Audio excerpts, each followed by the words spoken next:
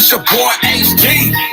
Everybody get up on the dance floor and go, and go, and go crazy. And go crazy. And go crazy. And go crazy. Go, go, go, go, go, go crazy. Go, go, go, go, go crazy. Go, go, go, go, go crazy. All the way from the old to going crazy like a dum-dum. Eastside homeboy, where I come from. Dance on the floor till you go numb. No fighting, no hating, no red rum. This is O City. All the way to the bay, hit the bass, feel me. Catch a case, cause it's beating up your Chevy. Got you moving side to side, getting all sweaty. Make it work it, work it, work it out. Turn the volume up loud. It's a draw crowd. Make it all shout. Go, go, go, go crazy. All the way from the O to LA. Hit play on the track and I'm ready. Like a quarterback, Tom Brady. Get you all in the frenzy. Go, go, go, go crazy. Go, go, go, go, go crazy. Go, go, go, go, go crazy. All the way from the O to LA. Go, go, go, go, go, go crazy. Go, go, go, go, go crazy. Go, go, go, go, go crazy. All the way from the O to LA. Go, go, go crazy. Go, go, go, go crazy. Go, go, go, go crazy. All the way from the O to LA. Go, go, go crazy. Go, go, go, go crazy. Go, go, go crazy. All the way from the O to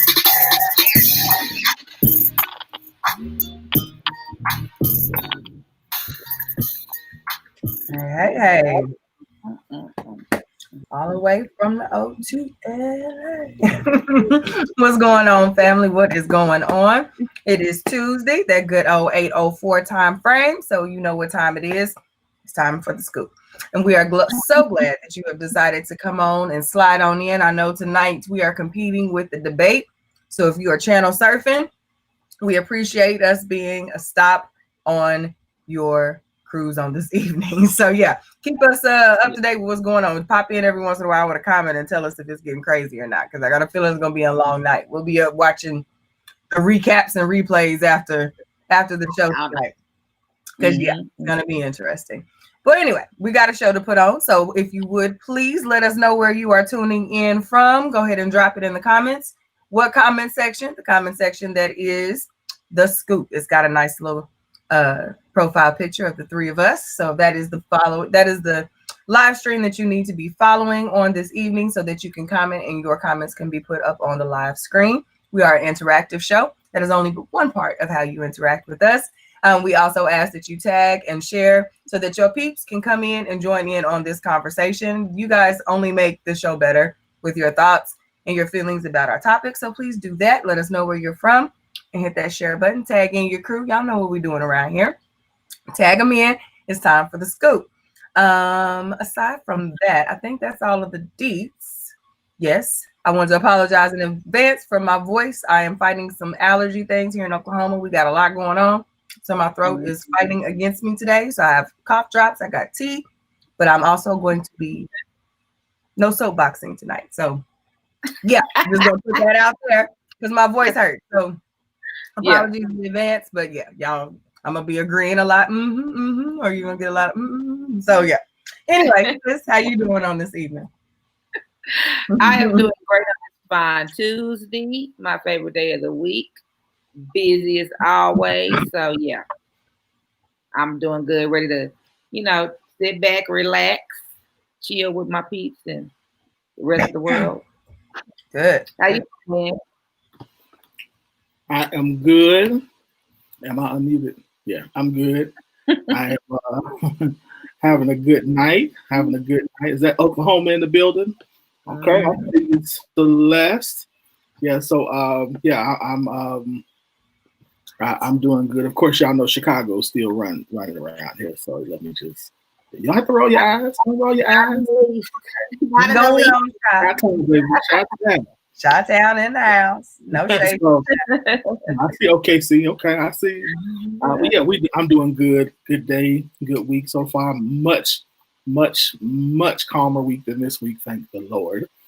So yeah, Man. yeah. Last week was rough. Good rough. I'm not complaining. Complaining, but it was well, it was time. So ATL. Okay, I see you, ATL. Okay, ATL. All right. So yeah, I'm good. Q. Besides your voice, how you doing? That's it. I'm here. I'm good, but this voice, y'all, I'm tired. It's been a rough day today. Yeah. I woke up sounding like Sherman instead of Shaquille. It was not hot, so it's been a struggle. How you doing? Yeah, I was like, That's me every morning before I brush my teeth. I ain't true. There was no Jessica Rabbit this morning. It was not. It's all gone. No. We're gonna try to give your voice a rest. We'll try not to put you in a soapbox position tonight, but Don't box me in, bro. Hot Topics does that sometimes. I can't make any promise. Okay. Okay, sis. What's going on, sis? What's going on, Firestarter? Right, the Firestarter is amongst us. So we do want to remind you to hit the like button, follow us on our Facebook page at Real Scoop Show, subscribe to the YouTube channel. This is one of our nights where we get to hear from our resident historian, Miss Jamaica B. Lewis. And I believe she is ready to go. She always hits us with the Black history hotness. We have any questions, we go to her. She either enlightens us or slaps us in the face and says, "Be gone, peasants." That's not how we do things. Yeah. Either way, we love it and we like it. And are we ready? Yes, there she is. Me? I don't say be gone, peasants. I say step your research game up before you come in. I'm good. I'm actually double booked, so I won't speak as long. Yes, I'm supposed to be in another virtual environment, hence the lovely Zeta attire. So we gonna do this segment. I'm gonna pop over and yes. But how are y'all? Very good. Awesome. It's good to see y'all. Good to see you.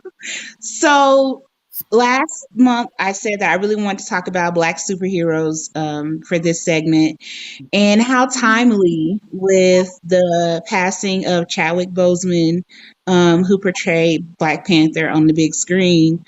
When we think of Black superheroes or Black figures in comics, we always think about the more popular ones: Storm, Static Shock, Black Lightning, Luke Cage, people like that. But what is the actual history of the depiction of Black people in American comics?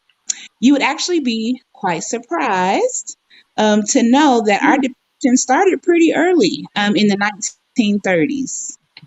So I'll have the pictures come up and then I'll just explain the information behind each picture. So tonight, I'm not going to talk about the more popular Black superheroes because a lot of us know them. I'm really going to focus more on the history of Black superheroes in the American comics world, and not just talking about Marvel and DC because there were other comic publishers before Marvel Comics and DC. Okay, so this is Lothar, and he's known or widely accepted as the first depiction of a Black person in comics. This comic book was called Mandrake the Magician, and it started in 1934.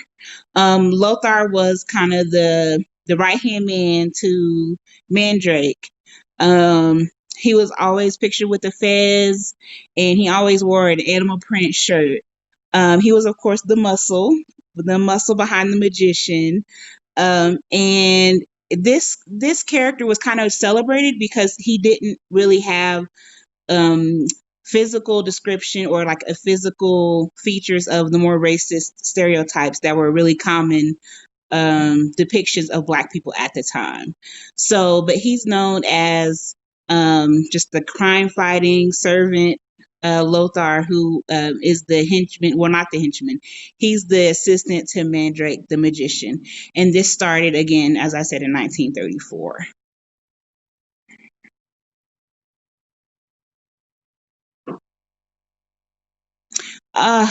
Yes. So just as I talked about how Lothar didn't have the kind of stereotypical look and physical characteristics of a lot of racist depictions of Black people at the time, um, this character who was introduced in 1940 actually did. This is Ebony White, and he was a part of the comic. The comic was called The Spirit. It was a comic strip. And the creator of this comic strip, he was interviewed kind of later in life about, what Ebony White looked like. I mean, from the name, Ebony White, from, as we can see, the lips and the big nose and all that. I mean, this is what a racist caricature would normally look like. So he, like I said, the creator was Will Eisner. And later in life, he was interviewed and asked, why did you make Ebony White look like all the other characters that we had seen at the time? And he said it was intentional. He said, this was the humor back then. This was in 1940. This was the humor back then, and he was just kind of going along with the humor.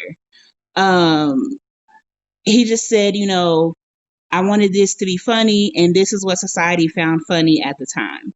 And so, of course, I mean, we can't excuse that. I mean, I think it's still a pretty awful depiction, but Ebony White was kind of the sidekick for the hero of that comic, of the Spirit comic. His name was Denny Colt. And he just was there to kind of help Denny get out of all kinds of crazy situations. This is the earliest depiction of Ebony White, but as the years went on, with the kind of success of the comic strip, the depiction of Ebony White changed from the more caricaturized version into something that was a bit more acceptable.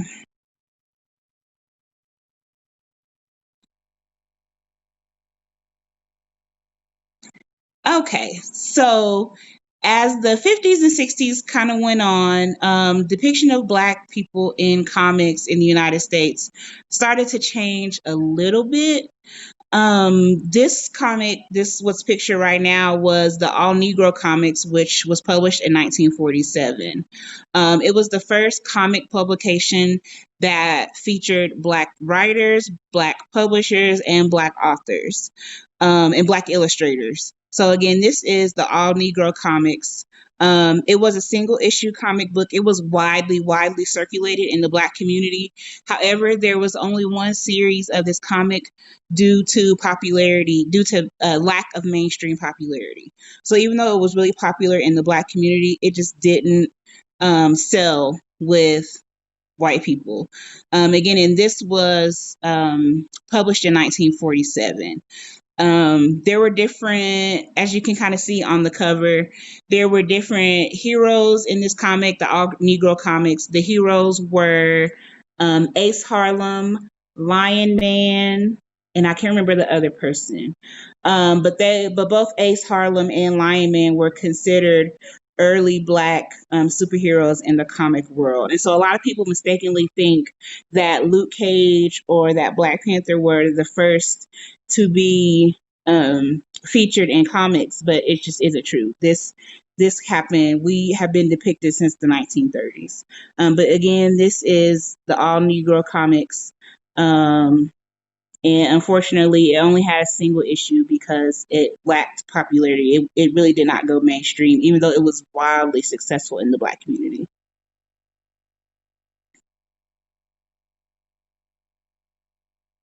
So in 1954, there was a predecessor to Marvel, which, as many of us are familiar with, the Marvel franchise.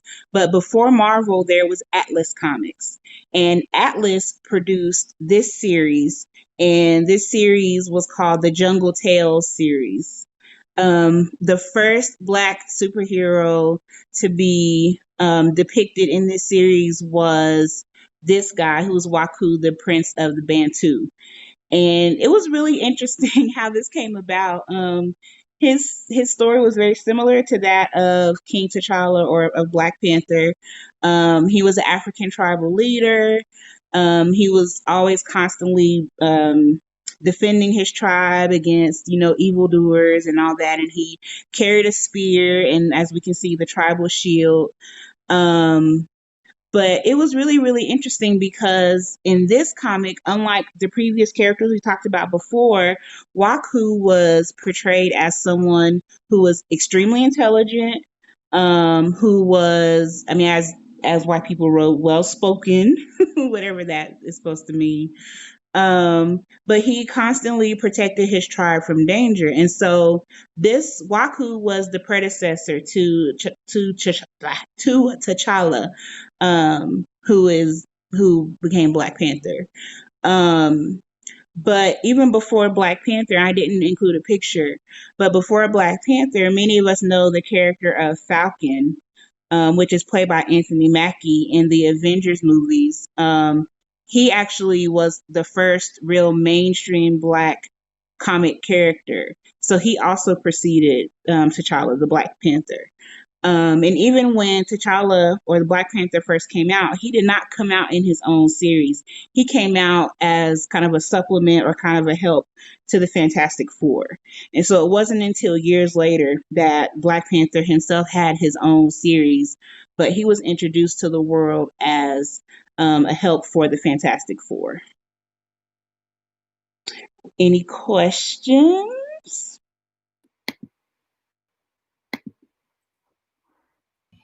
I never knew about Mr. Waku, but come on through. Waku, King of the Bantu. Mhm. He was fine. Where is Listen. Y'all looking at Waku like, Right. where's his belly? How come we can't have a belly in there? I need a belly. Rick. It was looking like something else. I just always found it so interesting as I was like researching for this segment that the most like historic depictions that we couldn't even escape racism in comics. Like, my goodness. And even when you talk about now, like those of us kind of in the nerd or geek or gaming or comic culture, as I'm, heavily involved in, there's still huge inequalities within that culture. There is rampant racism. I mean, you can see when Black people cosplay or dress as anime or comic characters, there's always going to be some negative comments from people who aren't Black. So it's really interesting how racism seeps itself into a world that should have been much more inclusive. And Stan Lee did not play that. I'm just going to go on record to say Stan Lee was not here for the bigotry. He was not here for the racism. He regularly spoke out against things like that. And so when we think about the comic world and things like that being racist, it's like really one of the pillars of that community was not here for it. And you can kind of see that with the X-Men comics. I mean, many of us sincerely believe and can see the parallels between Charles Xavier and Martin Luther King Jr. and Magneto and Malcolm X. And so Stan Lee wasn't here for it. He used his art to really uplift and to really promote Black comic characters. And he wasn't here for the foolishness. Yeah, he was the GOAT for sure. Absolutely. I can't see any questions or comments or anything, so let me know if there are any. No, we just our comments, but so far none. I don't have any. Okay. Well, thank y'all for having me. Thank you. This is good. It's always so much fun to be with y'all and to present some information. I hope y'all enjoyed the segment. And like I said, I did want to talk about the more well-known Black superheroes because we know about them. I think this segment we needed to pay homage to the characters that existed that kind of paved the way for Storm, for Black Lightning, for Bumblebee, for Nubia, who is Wonder Woman's twin sister. I mean, these were absolutely incredible figures, but I mean, these characters had to walk so that the others could fly. Yeah, sure. Yeah. All righty. Good stuff. Good stuff as always. Yes, yes. Thank y'all. Thank you so much. Thanks. Thank you. Thank you. Good night. Got that blue on. Mhm. Hold on it. So, hey. No hate. Kels know how it goes. I already. I'm All gonna right. let him do it to you. No hate. So, okay, so that brings us on to our hot topics, which is brought to you by Kirby Kitten Clothing. If you don't know by now, one of our latest projects is the Bay or Bye dating show. So we are going to show an ad about that.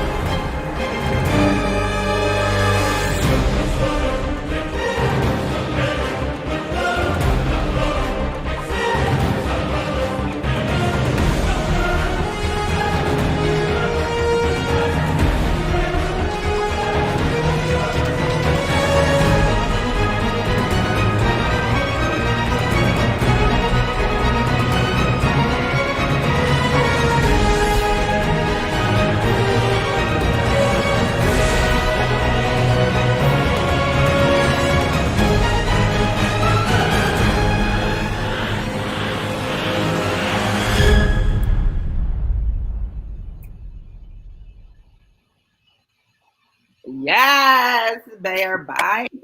Come on, production. Come on, production.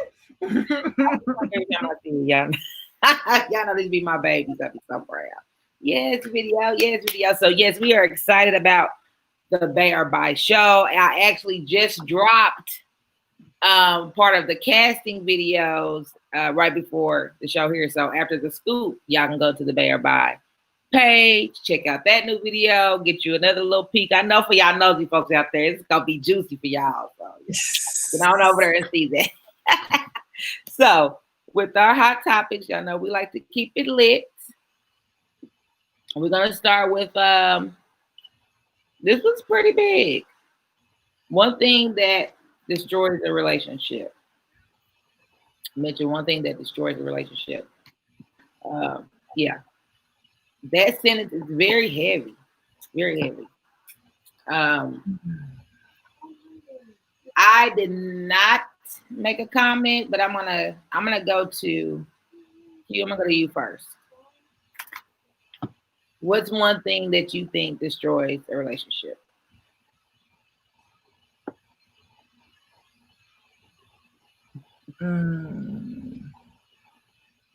Insecurity. Definitely, I can definitely see that. That one's a tough one to work through. Yeah. When?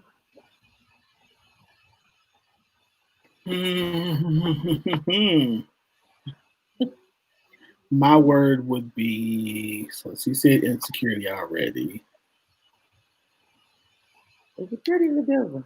I'm gonna go with any kind of infidelity.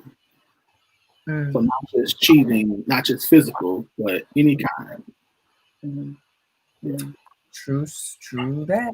Definitely. Yeah, because I think most of us, I know for me, most of us like to expect a level of loyalty And yeah, infidelity breaks that. And I'm probably gonna link those together because my first thought always kind of goes to trust, because I feel like if you can't trust that person, you really don't. You can't be vulnerable with them. You're not usually not honest. I'll be honest with those people. So trust, yeah. Once that's lost, it's hard to fight any battle after that. So I would say trust. I don't have the actual post up. Did anybody comments stick out in particular that was different than the big 2 or 3? Let me look, because I saw a lot of trust, a lot of disrespect, a lot of communication. Communication was probably the one that was said the most. Is there something, I think when we say communication is starting to get a bad rap similar to toxicity and accountability, and everything gets lumped under communication now. And I'm starting to wonder, what is the root of the communication issues? Is it the desire to communicate isn't there? Is it, you know what I mean? Because a lot of times words are happening. That doesn't mean that communication is happening. So like, what is that we keep saying? Because we can talk to each other. There's something else that's happening that's keeping the actual communication, the exchange. Because communication is an exchange of ideas and thoughts, in my opinion, in an effort to gain a better understanding or a different, just a different understanding, because it doesn't have to be acceptance or anything like that. You can understand another person's point of view without accepting it as your own. You know what I mean? And I think sometimes we confuse communication with acceptance. You know what I mean? Just because we can communicate about a thing and I might not agree with what you say, but I can understand your point of view better. And I think sometimes in relationships, we assume that our partner is supposed to accept and go along, immediately agree once we've said, well, I said that. Well, okay. I appreciate you saying the words, but still don't agree with that. You know what I mean? So yeah. I think that's actually what you just said is the problem. It's why communication gets a bad rap, is because I think our expectation is that when we communicate, the other person is going to see our point of view and they're going to agree with us. And we don't feel comfortable just leaving it in that space of we just agree to disagree. And we see it in a lot of instances. We see that as a sign of disrespect or dislike. True.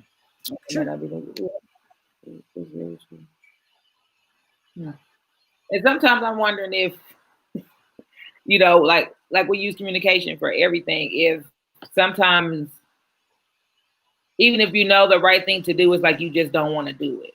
I don't know if it's just that as a culture we act out sometimes, or I don't know. I don't understand that, but it seems like we get to these bumps, just even in society, and you can break it down into your, personal relationships, but you'll see it in the same space. Like you'll see it, in different spaces, but the same thing. At work, at home, church, friendships, you know what I mean? It's like it's the same cycle. So, most of the time, maybe the communication is just us getting in our own way. We know what we're supposed to be doing, but when you're really not being receptive. Yep. I want him to change. So I know. I guess another thought of mine about this topic was, okay, why would somebody ask this with no kind of follow-up question? Is it just a pinpoint? Maybe some things are, shouldn't be thought of as ruining relationships or something like that. I was like, I wonder why would somebody ask this? Simply. I asked it. I asked this. I posted this one. Okay. I think I posted this question because I think that oftentimes we get a lot of people who think that relationships are simply just about communicating, and I think there's to understand each other or the person you're with is to also understand like their, I want to use the word trigger, but their non-negotiable. Mm. And so I think a lot of these, when I read these, to me were non-negotiables. Mm-hmm. So, yeah. We had another comment. We had jealousy as one on there. Yes. Definitely one of the big ones.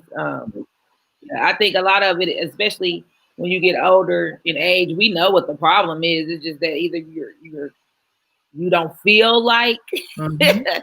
going through all that to fix the problem, Yep. or it's something that stops us from getting over to the other side of the trial or something, whatever. But Yeah. there's nothing else. I'm gonna move on. What? Don't start giggling, kid. No, I'm laughing at Win in his face that he was making over here. He was pondering, and he moved on. He's like, okay, that's good. Let's move on. I'm sorry. No, if you have a thought. No. I was just thinking, like, I was thinking two things. First of all, I was thinking at first, like, is it that we don't, as we get older, we really know what the problem is, or is it as we've gotten older, we've just like gotten into a space where we don't care what the problem is. This is just how it's going to be for me. This is who I am. And so I think sometimes we start to project what we think a problem is, or we start to assume what a problem is instead of really trying to find out, go in depth to, is it really, it's what's really going on. I think, I don't know. And then the second thing I thought about, the second rabbit hole I was thinking about was when you said we don't want to deal with it. I thought, is that good or bad? Because, like, I think sometimes we waste a lot of time trying to figure stuff out that shouldn't be figured out, that we need to just let go. And so I was like, I wonder if that's a good thing, like that we just say, hey, it just is what it is, move on, as opposed to saying, I really should put in the work to try to make this work. I don't know. Just think. Yeah, I think when we say let people be them or do you or be what you want to be, we forget about some people who maybe that's just what they're gonna be. Maybe there's some people that's not gonna rise to the occasion. There's some people that's not gonna care what you think about the world. Some people not gonna care about society. There's just some people that's gonna be scum. And we don't want to believe that. So when you say let people do them and they start to do that, we get all offended and stuff. Yeah. I think sometimes that causes a barrier because we feel like, well, I'm letting you do what you want to do, but you ain't supposed to do that. That's exactly it right there. But I never expected you to do that with it. Well, yeah. Gotta how free will works. Right. Yeah, that's true. We had another comment before we move on. Physical and verbal abuse. Absolutely. I mentioning verbal abuse, that made me think that that's still a thing that's kind of taboo that we don't really touch on if it's not, in conjunction with physical abuse. I agree.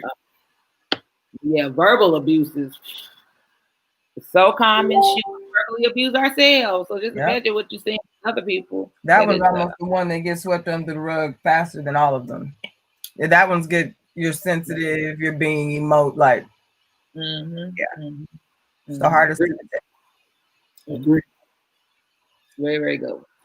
So the next hot topic, for those who do not support the BLM organization, Black Lives Matter. This was definitely a question posed by our very own Q. So for those who do not support the Black Lives Matter organization, but do support the movement, is it because they also support the LGBTQ community? Or are there additional reasons? I attempted to learn about this in a previous post, but didn't receive a reply. So I'm genuinely seeking to learn. I'm interested in having a respectful and informative conversation for both sides, no matter what you support. If this triggers you, please observe and learn on this one. So, I'm gonna start with you, Q, so you can just give a brief overview of how the other post went or what led up to this post. Right. So a few weeks ago, maybe even a few months ago, there was another post about Black Lives Matter that was going around, and there was someone asked the question, well, do you know what they stand for? So I went to the site and I reviewed the site, looked at the about section, like clicked every link, scrolled through, read the word, like really looked at the website. And I personally didn't have any issues with it. So I came back and was like, yeah, I'm here. What's up? What is it that, I wanted to know what some people were having an issue with. That was a leading question. And I didn't get a response to that. And since then, we've had quite a few, we've had all of the protests happen, we've shifted into a totally different space even since that conversation. And there's been often the distinction made between Black Lives Matter, the organization, and Black Lives Matter, the movement. And to the point where we often get off of the main point that anyone is speaking about regarding the Black Lives Mattering, whether it be the organization or the movement, because we're now talking about, no, I don't, but not them. But no, I mean that. So to me, you guys know I'm a person who tries to streamline sometimes. I want to get to the main thing. Why are we having this conversation when there's a much bigger conversation happening? So I wanted to ask, what is it amongst Black people that causes such division from this organization? And when we usually talk about it, a lot of the time is they don't like straight Black men. It is a women-led, lesbian-led organization that is funneling money through white people to the Democratic Party. It's kind of what I've gotten over the course of time. And this has been multiple people from different walks of life who have said that they're about, or their mission statement has changed over time. And I'm inclined to believe that. I am inclined to believe that because throughout time we have heard different conversations about this. So I got that. But as of today, a lot of that conversation that people are still holding on to is not on that website.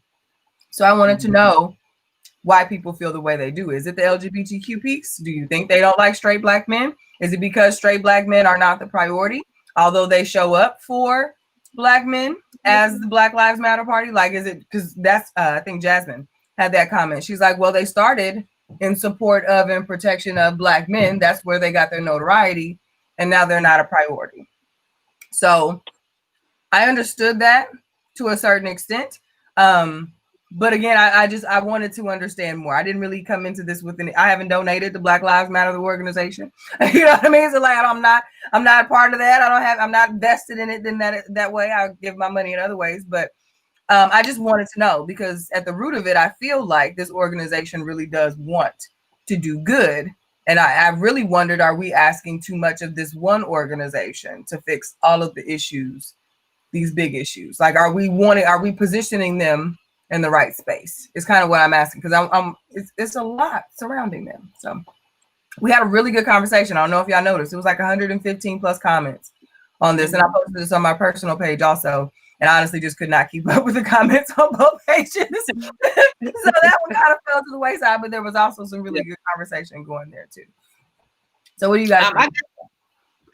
I never really, the only comments I would hear in a negative light towards BLM and Black Lives Matter usually came from, white supremacists.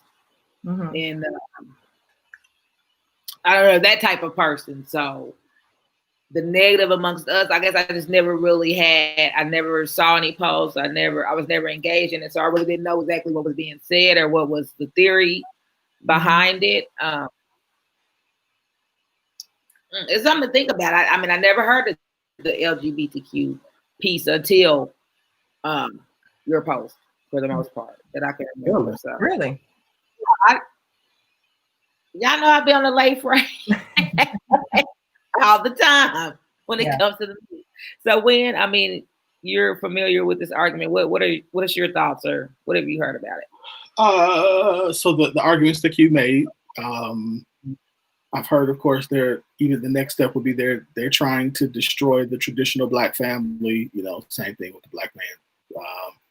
They are Marxist, and they have a recording of one of the founders saying they were trained Marxists, and so they are on some level, they're anti-Christian because of this, and which ties directly into the LGBTQ part, most likely. So those are, and then who's paying for them? Mm-hmm. So I've heard that they are. I'm gonna throw a name out there. I don't know how true it is. I'm just throwing names out there, a name that I hear. So this is not me saying it. This is not any. The truth is not liable. This is heard. So that Rupert Murdoch is paying for this, and this is really a way to, like you said, get money, funnel money to the Democratic Party, and get more votes for the. Oh Lord, we stretch it so far, and you want to think, it's probably some truth in some of it, but it's hard to even distinguish between any of it, because some of it is beyond what we know and what we even believe. So that's what did you come to from your two posts? What's the conclusion that you came to about your question? More than anything, I think the disorganization that has been presented by them has created so much room for confusion. I don't know if, and I posed this question as almost as a follow-up, when people started saying about they're funneling money to the Democratic Party as opposed to sending the money back to small communities, to local communities that need the assistance. So my questions to that were, is Black Lives Matter the organization that should be responsible for resolving small community matters? Is that the organization structured for that? Or, since we've been saying for the longest time that we need someone in the political space to speak on our behalf, to go lobby, to go stand up like the LGBTQ party did, and they got bills enacted on their behalf because they essentially bought it. Like, let's just be real. They paid, they put the money where the mouth, where the votes were, and it happened. So my question was, when do we create, support, rally behind something like that for us? Not saying Black Lives Matter has to be that, or have we, because we didn't understand or agree with what they said they were for, did we say, oh, nope, we're not going to give them anything anymore? Or do we not say, okay, I see what you did there. That's good for you and yours. Now let's go do something different. Like, why do we have to destroy it if we just don't necessarily agree with it? Because honestly, there was no real consensus. It was disorganized because everyone had a different version of the mission statement. Everyone had a different version of who the money was going to. Everyone's reasonings at one point may have been factual, but the root of it was, I don't know. There's not enough answered questions, and there's not a guaranteed spokesperson that shows up and says, this is who we are. This is where our money is going. This is what we support before anything else. That does not mean we won't show up for other things, but this is what we're rooted in, and you can support us or you cannot support us. But I think that is one of those things, because they've tried to become all inclusive after they excluded.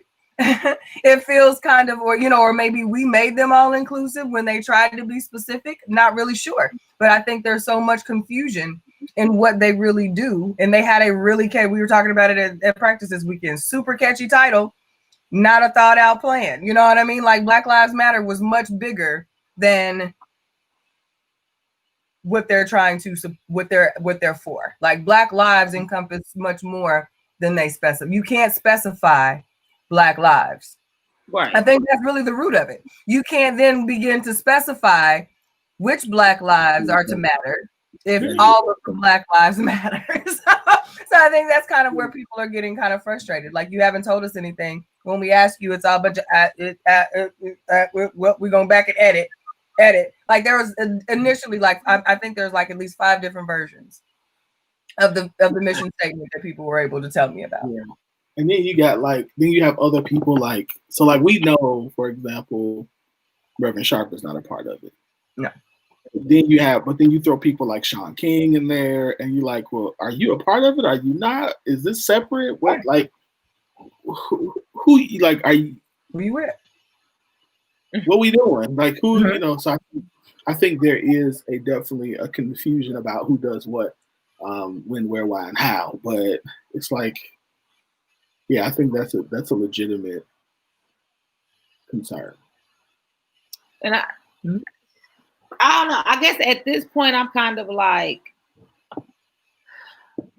did Black Lives Matter start as a 501c3, you know, mission statement group, or was it a hashtag? I mean, in the 70s, they didn't have hashtags, but they had "I'm Black and I'm Proud." They never try to make "I'm Black and I'm Proud" into an organization. Mhm. It just was something they gave everyone, you know, hope, banded us together, something for everybody to unify with. Kind of the same theme, like we were talking about, that it has to be some kind of campaign. I don't know if we didn't let Black Lives Matter just be that, Mhm. just be that campaign. But there was a song too, so that did help. Yeah, but I mean, I'm just saying, did it really start out being an organization? Because I mean, they started popping up. They have chapters everywhere in every city, all this other stuff. I mean, is there really a thought out, funneled paperwork trail? Doesn't You know, appear to be. Yeah. Good question. it's just, Yeah, from what I've heard, the origins I saw were three or four women mhm. decided that this was something that needed to be done, and they were women of all different ethnicities. And actually, I think I'm getting that in the women's movement, the women's group. I don't know if I done heard that story. We're going too far, y'all. We go back there. That was the women with Tamika Mallory, and I'm sorry, never mind. We go back up. Sorry. Yeah, we're gonna go to the next topic unless y'all have something else on the Black. I only had another rabbit hole, so we're gonna move right on. I think the question is good because it leads us to ask the question that it leads us to the statement that we have been making, and that is we need to get organized. Mm-hmm. And we don't need, and it's fine if, like you said, if we have different people doing different things, but let's find out what our lane is, and let's grind the Hades out of our lane, and then work together, you know, when we can, with the people who are in different lanes. Like, oh, you know, okay, you need help over here. Let me, you know, support in this way. But this is your lane, so I'm gonna stay out of your lane. We need some organization, and we just don't have that. So I think that's a good. That's kind of where the summation of me as I watched that post came to. Okay. This one is about married women. I didn't even have to look at her face. I already know. I scrolled right on past this one. I didn't even see it, and I'm sure I would have scrolled past it too. It's 60% of married women don't really love their husbands; they are just happy to be married. Yeah, no, I really hate when we get into numbers. I mean, I love numbers, but I really hate when people just throw numbers are wild. Don't just throw them out there. Yeah. And we know that we just do. I'm sure this is not an official statement, but we will take this to heart and argue it down for our life. We know we'll do this. I'm going to go to Q first, just because you are the married woman on the dais tonight. Do you think this is correct? Do you think this is close? 60% of married women don't really love their husbands. They are just happy to be married. No. I think in 2020, that does not make any sense to say that people are just staying married for the sake of being married. When there are so many options, when single is so in, when not being tied down and attached to anything, living your very best footloose and fancy-free life is so in and trendy. I don't think that's the case. I think that people confuse that new romantic honeymoon stage vibe with being in love. If you've been married for any length of time, you recognize that everything is not sunshine and roses all of the time. And when someone can share that they're not always 100% of the time, oh my God, my husband is just amazing. He's the bee's knees. Like if a woman is not just gushing at every move that her husband makes, and all of a sudden there's an assumption that she's just happy to be here because he put a ring on it. No, love goes through different transitions. Forever kind of love does. It goes through different transitions. It looks differently. It performs differently. It shows up differently.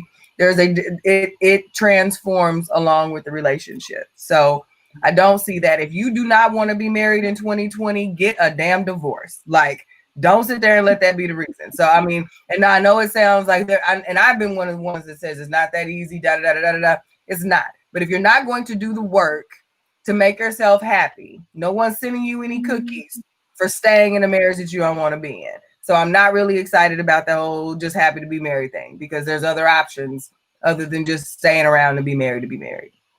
So I'm done with that. What do you think, Wilfred? What are your thoughts? On the post, I said, I don't know if it's 60, but I would bet it's probably higher than we would think. And I say that because I've had way too many conversations with women who have been married 20, 25, 30 years, who are either where Q said, like, not in that gushing love. First of all, let me pause and say, gush over me after 25 years, dang it. And at year 30, I want to gush, but not every time you talk about women, she's gonna be like, "Oh my God, Winfred is just I'm Why not gonna not? lie to you, bro," because she's not. Because Winfred is not always amazing. Because you are not always amazing. That's why. Nobody is. I just want to be good. Am I asking too much to be good? But don't be delusional either. No, I'm kidding. But no, I've had those conversations, and then I've had conversations, maybe not as much, with women who have said, in essence, I don't necessarily like him. A lot like what he does, or a lot of what he does, but after this many years, we used to each other, and you know what? And I let him do him, and he lets him do me. And to me, that sounds like complacency, and I'm like, I always wonder, like, man, is that what it comes down to? You know, and again, not that you're in like teenage love, or like you said, that you're pushing all the time, but like I don't know. I've never been married that long, obviously, but you still want to. I still want to walk past. I still want to walk past you and be like, you know what I mean? Like I still want that. And so I think that when I hear that, I was like, wow. And I've actually heard women also say, I don't like him. I want to be with him. I don't care what he do. I just know that after all these years, I'm staying around because I want my insurance and I want my. And I'm like, again, I wouldn't say it's 60%, but I do think that there's like where Q was going with. There's a difference between year 110 and year 30.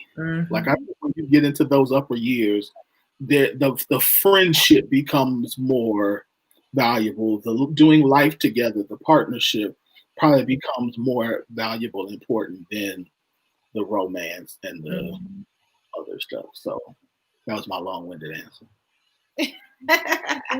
I want to be gushed. I don't want to be gushed. I'm write a book. Gush for me.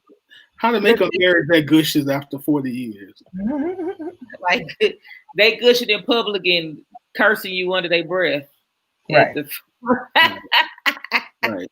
But yeah, I think my biggest hang up was just the 60%. I think there is there's a population of anybody that just wants to be married. We know that there are women who just want to be married for the sake of being married. So I could see there being a population, but 60%, no, everybody not out there just trying to be, not in 2020.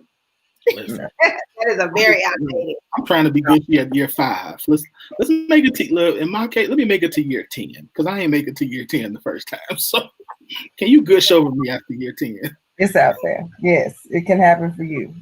At 10 and 20. Let's get to bus 10 for me. Mhm. Okay? Let's baby step it. Right. Yeah, we gonna hold on to hope. I didn't care. Yeah. Just a little bit. Okay, this one about a black man choosing an event. What? The black man choosing an event to you. You have no compliment he just gave you. I get it. I guess this was one of those ones that I was like, some things we just kind of I guess we make it to be, it's always about a romantic twist to it. Mm-hmm. Because I'm like, sometimes you just have that personality where people vent to you. So I never take somebody venting to me as, oh my gosh, I am so special. I mean, I don't see anything special with it, but I understand the premise behind it.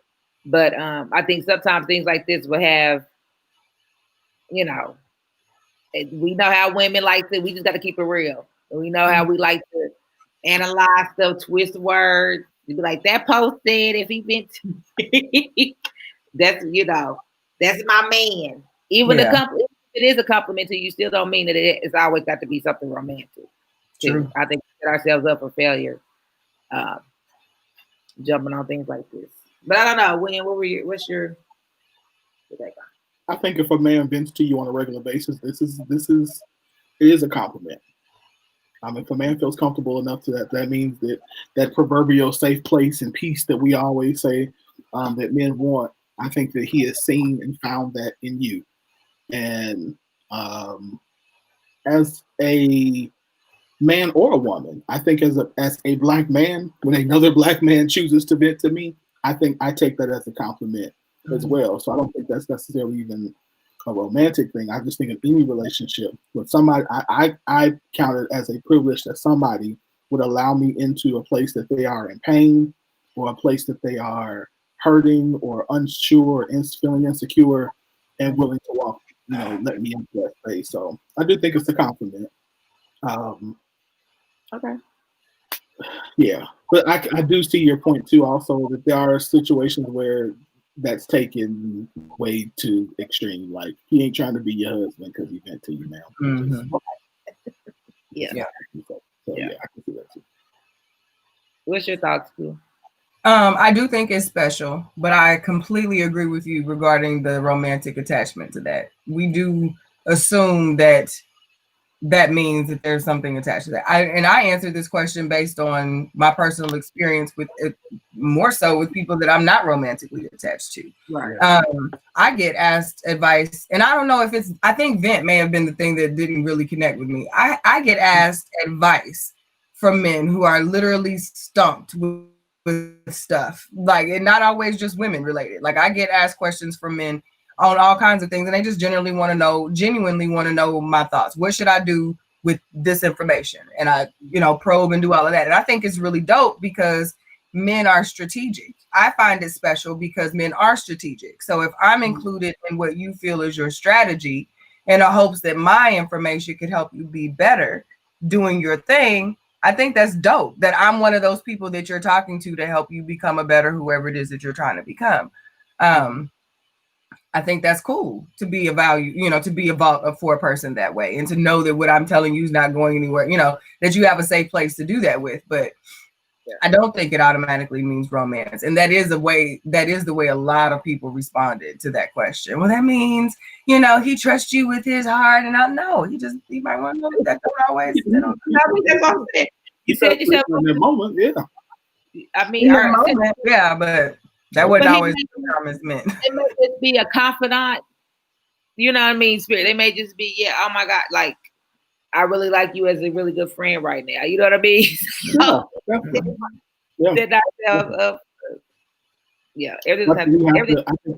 I think those are, like you said, those not always romantic. It's like I view the two of you as that. Like, if I have something, I typically am going to talk to the two of y'all about it, because ain't nothing like that happening. You know what I mean? Like, it's just, again, we built that type of relationship and that trust where, where I know you all are safe. I know you have my best interest. I know that, I know y'all gonna tell me the truth. Yeah.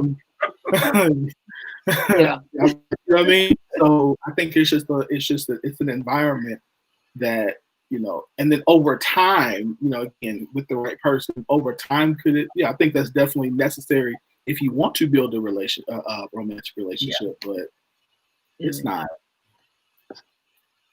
Yeah, maybe because it specifically says a black man choosing to vent to you. I don't know. Maybe that's symbolic in itself. Like maybe saying that the black man is kind of, far down on the food chain. Seems like sometimes, maybe that's supposed to be.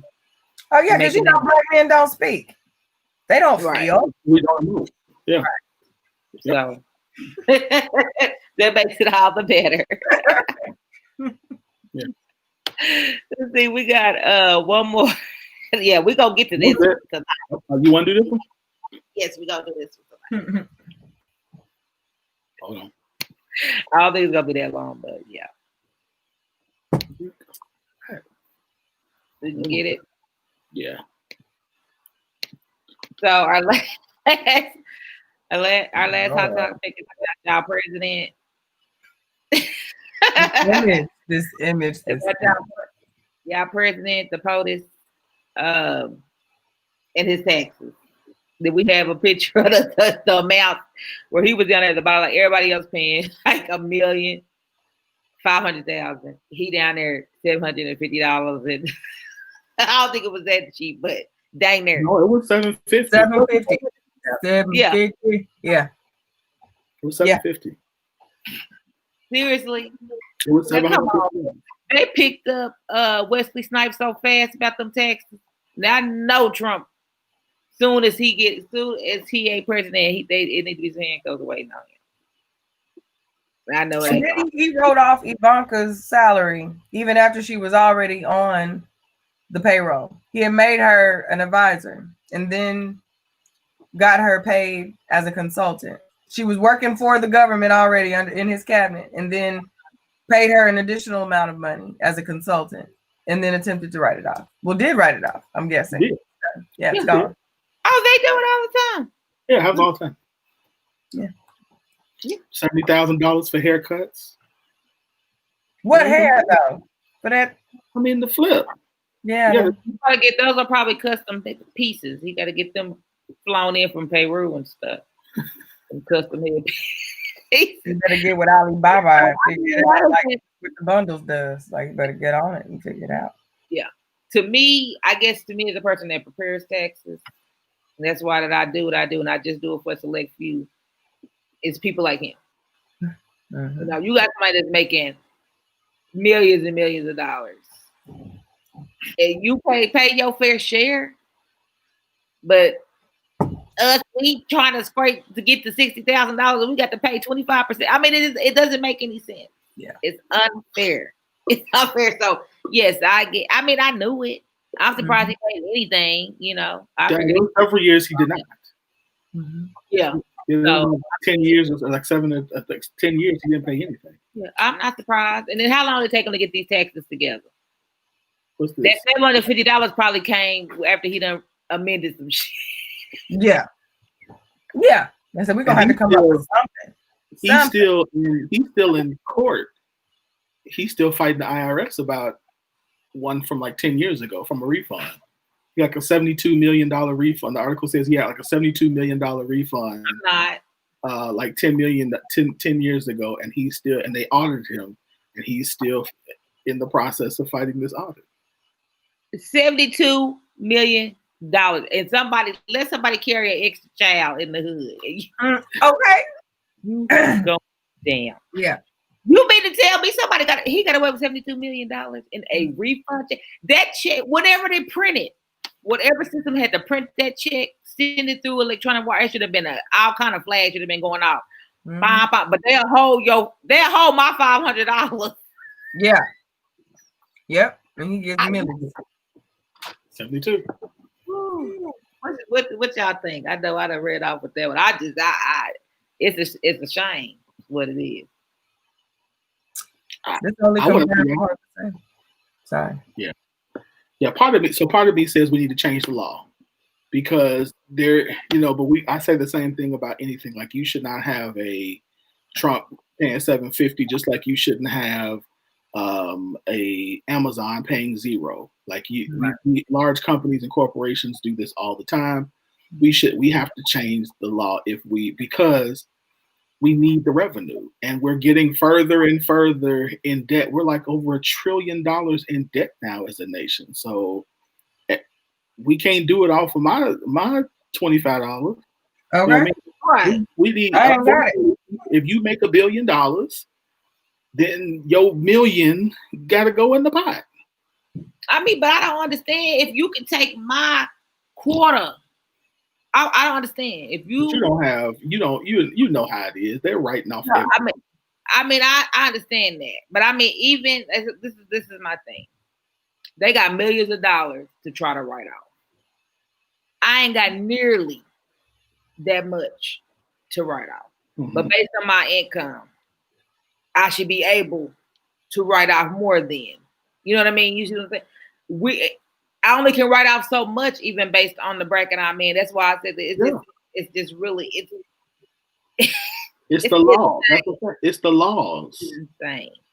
I agree. It's the laws, and as you know, and my other people might. What he does, and what a lot of people do, is they shelter everything under their business, so that way everything is a write-off. Like literally everything the man has is under his business. Pretty much is under his business, and is a write-off. That's how he can go bankrupt 3-4 times and keep going, because all he's doing is writing it off, filing bankruptcy, turning back around, buying it back from himself out of bankruptcy for pennies on the dollar, and keeps going. So we just don't have we don't have access to that because we ain't playing that game. We using our regular paychecks, and they out here on some whole separate different kind of rules. Mm-hmm. That's the real trap. That's the flip that's happening right there. What we doing in the hood ain't got nothing to do with. That's the flip. That's flipping millions and millions of dollars to themselves. Like it has to stop somewhere. It's ridiculous. So we will go ahead out. Q, did you have something to add? I'm saving my voice on this one. Nope. Oh, okay. So we did have one comment. Mike always comes through. Says our economic system is based on capitalism, and capitalism only favors the elite. This should come as no surprise. I mean, we know, and I it's not a surprise. It's just that where does it end? At some point, it should have. Somebody has to stand up for the greater good. We did. It was called Obama, who paid more taxes than anybody, and we said he was a bad president. That man paid over $1.6 million in taxes, more than any president in recent history. And we said he was terrible, and we undid all of his laws with Trump because they retarded. Okay, so that's gonna wrap up our topics before I get on my soapbox. I'm gonna pass the mic over for our main topic tonight. All right. So this segment, why do I still have this open? This segment is brought to you by Elegance by Design, where healthy hair and skin is our priority, but a beautiful you is always our specialty. You can purchase your all-natural hair and skincare products at elegancebydesign.com. That's Elegance by Design with a Z. We make hair care designed for women who ain't got time to be playing with these products. We literally have something for every type of hair. If you are in love with natural products, you don't like lots of residue, buildup, gunky stuff going on in your curls, this line is for you. If you've got any questions when you peruse the website, please feel free to send me a message. I'm very responsive, and I'm sure we can get you set up ASAP. All right. Tonight, we actually have a guest, and I'm excited about this guest because this guest is also someone who is a member of our community here on The Scoop. This is Miss Emily Ballhaus, and she is a Canadian R&B pop artist, and she is releasing her first breakout single, Back and Forth. She released her first breakout single, Back and Forth, in July of 2020. Emily is from Mineville, Nova Scotia, 15 minutes from North Preston, which is actually Canada's largest Indigenous Black community. Growing up, she was heavily influenced by the extraordinary gospel music coming out of St. Thomas Baptist Church in her hometown, and carried these soulful influences with her into all of her singing, including her operatic studies and pursuits spanning 10 years. She never imagined that her very background was preparing her for singing and ministering on the streets of Oakland, California with gospel rapper PLA, which is Pastor Larry Austin. Shortly after her first trip to Oakland, PLA founded All In Nation, of which Emily Bauhaus is one of its founding members, formerly known as Emily B. During this time, she released her EP, One Step, and he did it in 2019. All In Nation has toured 2 consecutive years performing and ministering in Nova Scotia, Canada, Oakland, California, Jackson, McKinney, Texas, Detroit, Los Angeles, and Alexandria. Okay. Fam, let's go ahead and bring in Miss Emily. Hey. Welcome. How you doing? Well, how are you all? Doing well. Yeah, thanks for being here. Yeah, it's good to be here from Canada. I'm coming to visit. You need to come. I think this is the first time we've gone Canada. We never had a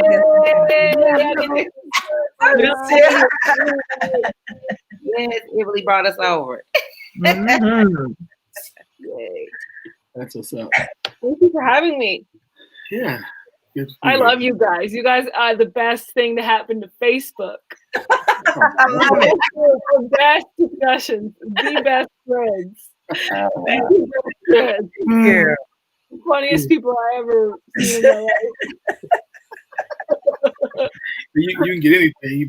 You can get a good discussion, a good laugh. Right. Yeah, I find it's real talk. It's real talk. That's like smart people with some good things to say, good things to think about. Appreciate it. Okay. Appreciate it. So we're gonna play your song. We're gonna play your new song in a minute. Okay. So, but before we do that, let's talk. So, tell us, our audience, a little bit about. In your bio, you talked about how you got started, but kind of give us a little more. So, what got you into music? How did you fall in love with music? Goodness, I mean, when I was a kid, I sang in church. It's a bit of a typical story in a way, but my choir director was the one who told my mother, like, she can sing. My mom was like, oh, well, I knew that she sang. Like, she always sang around the house, but I don't know if my mom really thought much of, like, okay, she's for real. So this choir director was like, she can sing. And whenever my mother would be like, sorry, she can't make it to choir rehearsal this week, she's like, well, bring her back because she keeps everyone else in tune. So I just knew I always loved to sing. What's funny is when I went to go apply I knew I was going to always do music. And then I was telling my band teacher, because I was a big music geek in high school. I played the trombone and the French horn. I was like, I can't decide what I'm going to major in for music. If I'm going to major in French horn or piano. And my band teacher looks at me like I have 2 heads. Honey, you're going to take singing. I'm like, but I've never taken any voice lessons in my life. She's like, let them worry about that when you get there. But honey, you're a singer. You gotta go sing. She pushed me to sing, and here I go auditioning for a music program with no voice lessons, and I get in. But I had a music background and music formal training, just not in voice, right? The church was that for me. So, so I did the opera thing for 10 years, but I ended up coming back to my roots really. And the opera world wasn't for me as much as I love the genre. Everything's a relationship game. I don't care what anyone says, but the music world definitely is. You have to be able to connect with the circles that you're in. And if you can't thrive in those relationships, and everything in the opera world was always so diplomatic, and you had to truly believe that as an opera singer, you were better than any other type of singer in the world. And I could never go there. I was like that. Sorry. It's not the only form of legit singing. I just couldn't get with that. And So, but anyway, so God brought me back to this. Like after I had my daughter, I stopped singing for a little while, but then I knew that was not going to be a permanent thing. And then, as a Christian, as a kind of new convert, if you will, I know I said I grew up in the church, but I had that big long stretch in my 20s where I wasn't going to church, and I kind of threw it all away. Shut my Bible and everything. And then as a new convert, as an adult, my theology totally changed. And so I was following a bunch of people on Twitter. I found somebody that was like posting every day and really was intrigued by all that he had to say. And I was like, hold up, who is this? Click on the website, and I find this dope street ministry down in Oakland, California. And then I just start following what they're doing. I'm impressed with how they don't just go to church, they live what the church is supposed to be. They go on the streets, they help people, they feed people. They go serve people that no one wants anything to do with, people that society by and large has forgotten. And so, and you could tell no one was paying them to do this, and that this was genuine. They were consistent. And I was like, wow, I haven't seen that ever. So I couldn't help but reach out.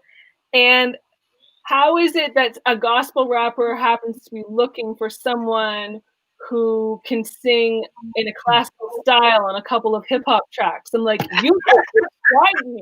That is me. Right? If you'll have me, if you don't think I'm crazy, that is some girl who doesn't know who you are and you don't know who I am. I'll get on a plane and they're like, for real, you'll come down? I'm like, yep. On my way. I came down and I got like boot camp and street ministry in a week. It was like the best week of my life, other than the week I had my daughter. And then I've been back like 7 times since, and I'm actually going back next month. Wow. Yeah, I actually remember. I remember when Ray met you, and he called me like, "Bro, you will not believe I just met the dopest singing white chick you will ever meet." I was like, Reese. Like she can sing. And I'm like, okay, whatever, okay.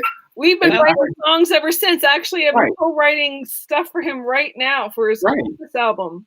And then then I heard you sing. I was like, "Oh yeah, you ain't lying." Yeah. I said, "She can go, man. Yeah, she can go." So, yeah, I do good. You guys do good work. Y'all got a question? Well, I was gonna ask. My question was about the opera singing. Because I was wondering, when did you get into that? Because usually church is not opera, but I mean, is that a style that you kind of? How did you get into opera in the first place? So the reason I decided to go that direction, in the university level, you either choose classical or jazz. But I was like, well, I can already sing jazz. Why would I pay thousands of dollars to get a degree to do that? Right. So I thought, opera.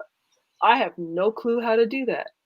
Singing is the thing everyone has told me my whole life I'm so good at, but I couldn't tell you why I can do it or how. Mm-hmm. And now I understand singing, I understand technique, and opera is like the Olympics for singing, basically. So it allows you to discover the full capability of your entire resonance. And I figured, I was like, okay, I don't know if I'm going to like this, but I do like classical music. So chances are I like opera.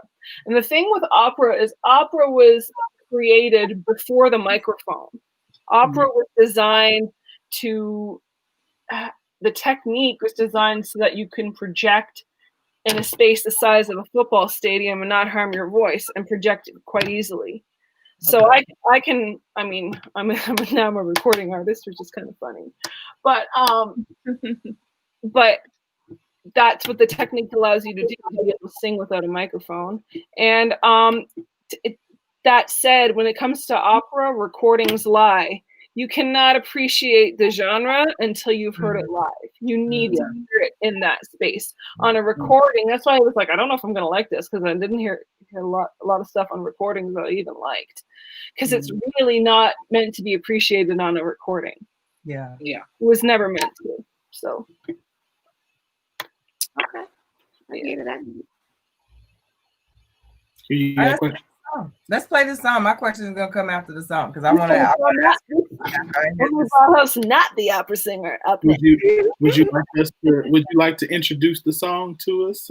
Okay, so this little ditty is called Back and Forth, and it was inspired by Songs of Solomon chapter 2. I had first written spoken word poems off of all the Songs of Solomon, and then I decided I'm going to write songs off of them. So Back and Forth is a little song that Christian radio currently won't really play. I'm sure they won't. Oh, wow. Okay. But I'm getting play everywhere else. Like I've submitted into there's a spot in Jackson that's been spinning it like crazy. And a few places in Atlanta. Oh no, Jacksonville, Florida is what I meant to say. Okay. All right, well, let's go ahead and check it out. It's let's go ahead and check this song out. Phone case.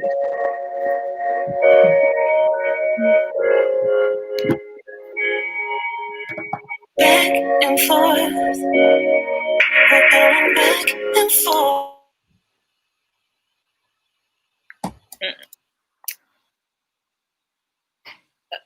Oh, you got my album cover and everything there. I know that first couple of notes. I was like, okay, Emily. Okay. I went here.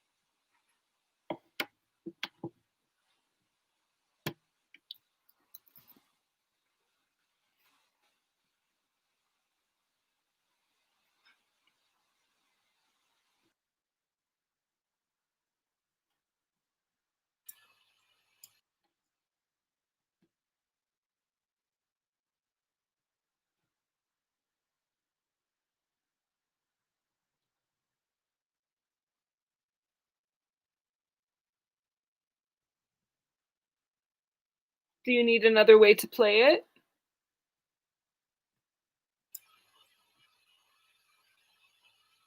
I don't know what happened to him. I'm sure he's pushing buttons over there. Give him just a second. You give it to me, I give it to you. Love is reciprocated. There's no need for debating.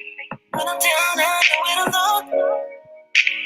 This one here is one for the books, yeah.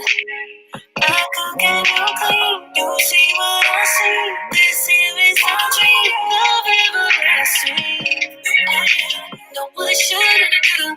But living life to the fullest. Like some bullets. Love hits. It goes deep. Deeper than the ocean. Like when I was going through.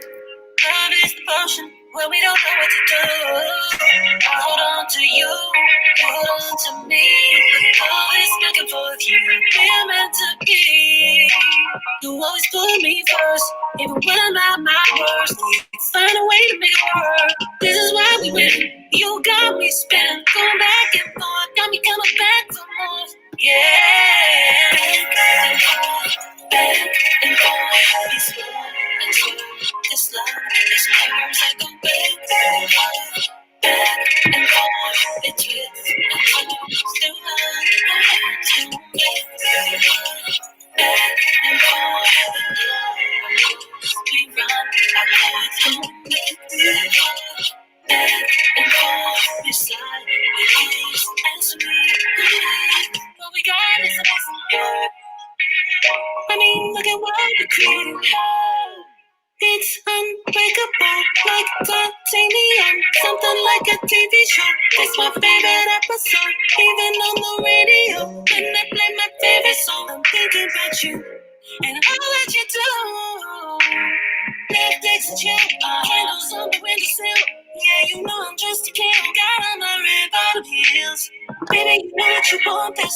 Come on and turn on the faucet. Keep going till we lost it. Don't stop till the job's finished. Like, all right. Kind, love what you got on my mind. The way that you reach inside. Give me a message you find. Make sure you leave nothing behind. Go on and take your time. You can have whatever you like. Baby, tonight is the night. Reach down to my treasure. I'm here for your pleasure. Our love you can't measure. We're going back and forth forever. Yeah.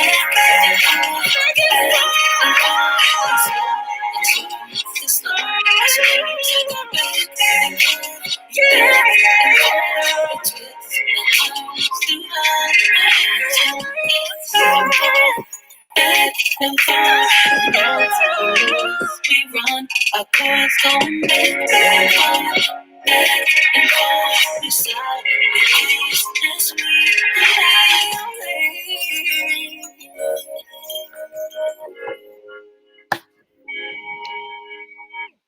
There you have it. Thank you for playing it. Okay. Yes. Every time Q, you still on mute? What's that? Q was still on Oh, mute. you still on mute. Oh. She's still on mute too. Cute. I know. I got it, When. If you trying to help me, stop, because we put the button at the same time. I noticed at that time. I was like, What is happening here? Be unmuting her, which is only putting her back on mute. Okay, got it. What I was gonna say is I completely understand now why Christian radio is acting a fool when it comes to spinning this record. This is not for Christian radio. It should be, okay? It should be. Exactly. But I can Thank you. understand They why. will eventually, but right now they don't get it. They need me to write a book and a devotional to understand. Yeah. Right. Go ahead, Kim. I'm sorry. I was saying, I thought open up my heart kind of dispel some of that. Because we have some love ballad Christian music out there. There is. Actually, there's one that I heard on a rhythm and praise station in LA that almost played it. And I think they would play it. It's not that the radio station themselves is not ready to hear it, it's the people. You know how it is. So the thing is, the reason I'm not offended is because I see it the same way that I feel that the church by and large has treated the books and songs of Solomon. Okay. You don't see pastors really preach much in the way of sermons when it comes to songs of Solomon. I know you're a pastor. You will. You're with it. You're woke. You're woke. The thing is, Songs of Solomon, just because it has sexual moments, it doesn't mean that is the only aspect of intimacy it's talking about. It's talking about so much more than that. And so the thing is, we as a church better learn how to talk about that too. If we can't learn how to talk about that, then we have to leave it to the secular world to do it. And then we want to know why we have people in the church in every bit as broken in relationships as people outside of it. It's because we haven't spoken on it well. The church has not trained people well when it comes to relationships and all that. How come there's so many questions? Mm-hmm. Right? So they're not there. It's a book about intimacy in general. Mm-hmm. Yeah. We don't like poetry. Yeah. It's just poetry. I'm like, why are we so offended about poetry? But I ain't gonna talk about the fact that how many of them watching porn, but nevertheless. Because the song is about back and forth reciprocated love. I know it has a little saucy moment with the Netflix and chill and stuff. That Netflix and chill. But it's a moment. It's just a moment in time. The rest of the song isn't about all of that. Right. Do you Q, did you have a question? Go ahead. I'll ask my question after yours. Go ahead. My question was going to switch from music into something else. So Okay. Cool. I'll ask mine real quick then.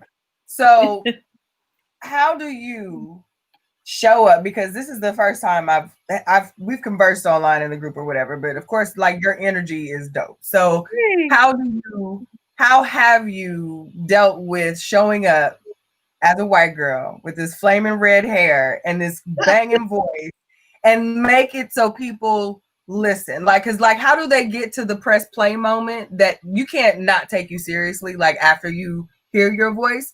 But like, how hard has that been for you to get people to simply just press play, showing up in the spaces that you obviously thrive in. Like your whole energy lights up when you start talking about your music. So I know this is like where you should be. So like, how hard has that been breaking into that space? I think first of all, because I'm brand new and this is my first single, like I think that just in general right now it is hard to like at first there's a huge learning curve with figuring out how to get your music out there. There is a way to do it, and I'm right now I'm in the middle of listening to podcasts and taking online courses about how to do that. I found a woman who like she homeschools her 5 kids and she makes 6 figures only by selling her music online and doesn't tour, and that was before COVID. So I'm gonna learn a little bit from that woman. Yeah. But so like there is a way. But I think there has to become a point where you reach a point in your life where you like you're finally your vision, your purpose, and there's not a whole lot of attention that I'm paying to the rejection. I'm just like, whatever. I already know what God wants me to do. I'm very clear on that, because when I first started, it was like, okay, God saved me from my broken relationship and turned me back to Him, and and I was giving my testimony a lot, and then I realized, you know what? I don't want to really talk about where God has taken me from anymore. That's great. I'll continue to give my testimony, but I want to talk a little bit about where God is leading me to and what I think He really wants for His people. Yeah. That's what I really want to talk about, because I think that's what people really need, and I think that people need someone who's willing to talk about it and take the flack and take the heat and take the rejection and take the judgment. And you're gonna. I go to a very, believe it or not, I go to a very conservative church, very conservative. But at the same time, like they've heard my song. I haven't heard any comments. I think someone told me that they thought it was provocative, but they didn't mean it in a bad way. They're like, for lack of a better word, they were trying not to offend me. Mm-hmm. Yeah. And they like, if you heard the context that the word was said provocative in, like it was fair. It is a provocative song. It's fine. Like whatever. I own that. The thing is, there's a difference between being sexy and being sexual. Mm-hmm. Yeah. You see the difference? And so you ain't tank. Do you know what I mean? There's like yeah. It's not wet. It's not You're not saying right. Like we're trying. I'm definitely don't want to go that direction at all. I'm trying to be the antithesis of that. I'm trying to show the way to talk about these things. Right? Like people can enjoy the fullness of what intimacy is supposed to be. So I have a lot to say. Like I have a book outline. I'm working on a book called Love and Order. Oh. So yeah, that's what I'm going to be doing when I hide away in Cali for a little bit. Because I definitely plan on making sure I stay indoors basically most of the time. And so yes, I'm going to be behind closed doors, writing and trying to get something published before I create the rest of my album. So talk about what it's like being in this space and trying to, and in terms of music and traveling and doing something new and all the other things you have to do and still try to maintain or have or find, I don't know, relationships. Like what's that? How difficult? We've had conversations where, especially Kels and I, because Q's been married for a whole life, trying to maintain relationships or have relationships is difficult. What's your experience? What's your thoughts? Well, I'll tell you one thing. Once you start singing and taking nice pictures of yourself and putting them on Instagram, people start talking to you and hit your DM like crazy. So, I had to do a bit of that. That's how that works. Yeah. But it's crazy how when you're where you're supposed to be, God works all that stuff out. And I really do stay in the Word, and I love my church, I love my family, I love my friends, and I don't limit myself to one denomination or one type of person. I never could be that way. Mhm. I have some really nerdy friends and I have some really questionable friends. Like I'm just like that. Mhm. So So does that make trying to date harder, easier? What's the well, I'm a single parent and I homeschool, and I did that before the pandemic. So getting out of the house to do stuff like that has been very rare. It's happened like twice in 6 years. So but that doesn't mean I haven't spoken to people, say, virtually. It does happen. But I'd say for the most part, I'm mostly focused on being a mom. I'm also a piano teacher. That's my main bread and butter right now, and developing things as a recording artist. So, yeah, I get it. Okay, so I'm in that ladder. right. So are you trying to break into the gospel arena? Is it more Christian? I mean, is that all the same genre now? I mean, when you're looking at it logistically. Well, I'd say I'm definitely R&B, but when you're R&B, you have to be hip hop, pop, R&B. It's like R&B is here in the middle, and then there's hip hop and pop. And I would say, although what's really one thing I'm really excited about, and I just got it today, my copy, my mastered copy of my Christmas track is to Afrobeat. Oh, ooh, okay. I can even play it real quick on my phone. I don't know how well you would hear it, and give you guys the first listen ever. Go ahead, to go for it. Can you let me see if you can hear it?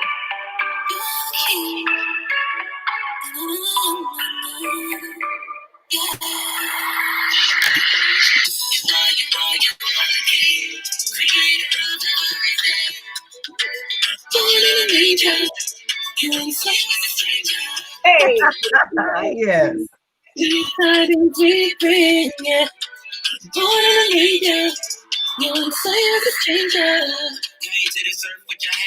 That's my vocal producer, Jay Young. SFL. Okay. Now you know we love a little dirty wine around the school. You ain't do what you want. I'm trying to walk in your truth, yeah. Oh yeah, you ain't had to, but you took my place. We took it all, and I see the erase. So I wanna do is give me all the praise I am. You deserve it. I won't want no Santa Claus in it. Jesus the reason for the season, and he did it. Oh yeah, you are the king. Okay, you know you have to send that to us so we can play it for you. Right, yes. That's that track. You have to send us that. I love it. You can find my music on all digital platforms. So I'm on Spotify, iTunes, anywhere you stream or purchase music. No one Is it anymore. Are you self-titled? Is it Emily Ballhouse? Is it that your full name? Or are you So yeah, Emily Ballhouse is my actual name, but as an artist, I've spelt my last name wrong so that people can pronounce it, because my last name is Dutch, and so if you know anything about the Dutch, they have whack spellings. So the legal spelling of my last name is Bolhuis. I can't expect anyone to pronounce that properly. So, and it definitely works well in the opera world. In the opera world, it was like, oh, she must be so good. She is from Europe, you know. But so I decided to just spell it how it's pronounced. I was going as Emily B, but then I came to find there was another Emily B who was on The Voice, and then there was like 1,000 other Emily Bs. Look up the profile, and nobody could find my music when they search it. But Emily Ballhouse, nobody has that name. So I was like, you know what? It's time for me to stand out, and it's time for me to own my name. So it's BALLHOUSE. Exactly how it sounds. Okay. Yeah. Okay. Yeah. We appreciate you for coming on tonight. It was so dope. Thanks Yes. for having me. I just keep talking, so you have to just kick me out. You are fine. You're fine. Let's You are go roll the credits on you, Emily. Yeah, make sure you send us this new song once it's done, and we'll continue to support. And yeah, we love it. Love you Yeah. guys. All right, Thank appreciate it. you. Good night. All right, good night. Okay. Told you, that song was nice. I like I remember her, she put a clip on one of my posts on one of my Tell the Truth Tuesdays one time, Right. and I was like, "Girl, But y'all heard her on your favorite pastors song. That's her oh, song. that's right, that's right." her on all your trap pastor song. Okay. On, The trap huh? What song? All of his songs, most of his songs that we played, that's got a woman singing, that's her. What? Well, I was wondering if that was the pastor she was talking about when she was talking about. that's your favorite Kayla's favorite pastor. Love it. Okay. Yes. Yeah, Did not know yeah. that. You just put me up on something. Yeah. Yeah, Emily is hot. I like that. I like that Afro beat too for the Christmas song. That song was definitely nice.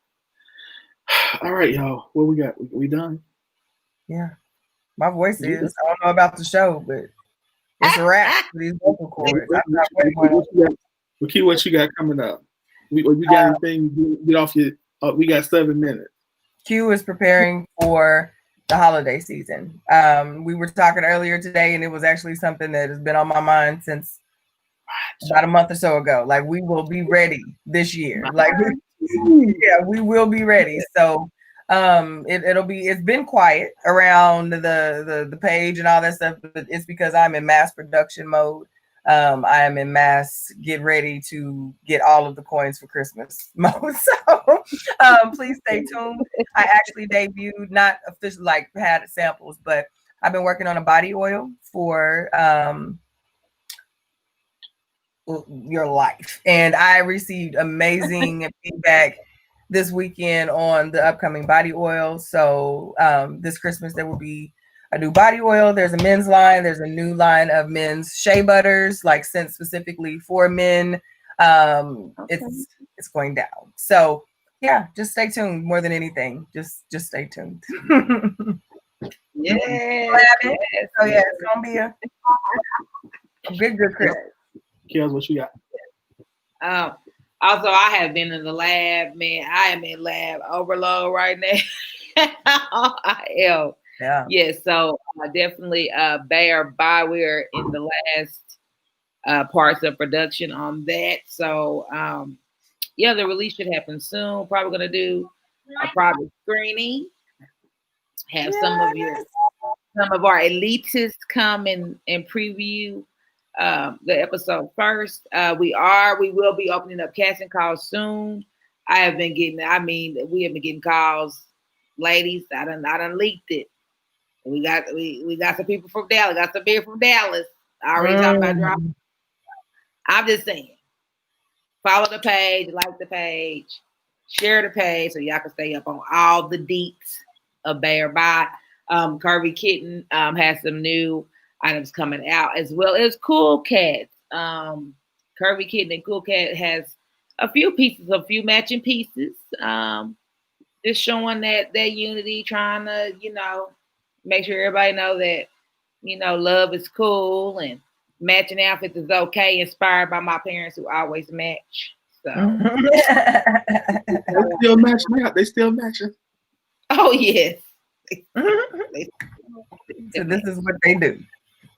This is what they do. So I'm excited about that. Come on. You want to tell them? You tell them. You don't go to bed. You won't go to sleep, so you tell them. Hey, Trey. Come on. Go ahead. Did you guys look at your comments on August 25th? Yes. Yes. Did you see anything? Oh, you talking about on YouTube? Oh, YouTube. Well, you told them to tell people to go follow us? No. There's like something on the comments. Did you look? No, I mean, Oh. We're going to have to find it. Tell us what you left us. Trey. You need to What tell us. it says, look at the little circle what says Huda, and then you're gonna be interested.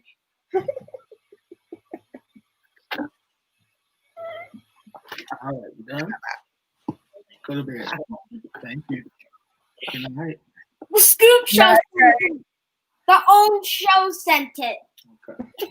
Oh, okay. Good night, sir. He said a comment with his own show.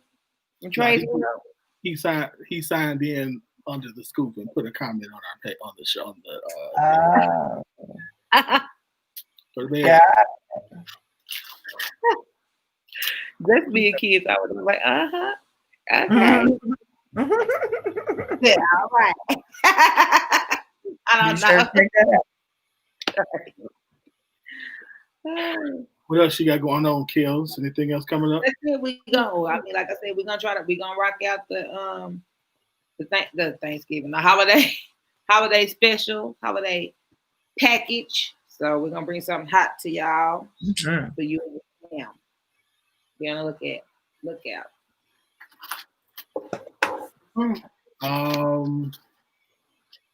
What I got going on? The usual. I got the usual stuff going on. Let's start. Yes, of course, as Kel said, make sure you follow, or as Trey said, make sure you follow us on YouTube on the Scoop Show. Again, it's an opportunity, so you can actually watch live, but you can watch replays from previous shows on there as well. And then, of course, comment and like and subscribe to our YouTube channel. At the end of October, we have the 2020 Relationship Conference, Singles and Relationship Conference coming up at Champions Church with Charles Bishop Martin. You guys saw him on a couple of weeks ago. So he and I are the keynotes. We got some great breakout sessions. Actually, he and I are doing a breakout session again, like we did last year, Kel.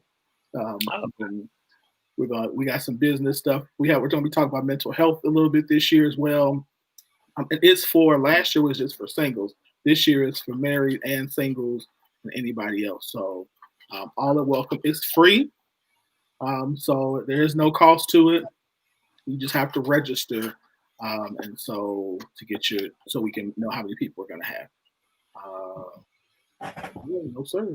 Other than that's that. Where do you register at? Is it a Facebook event? I'll drop the link because. Okay. Yeah, I dropped the link.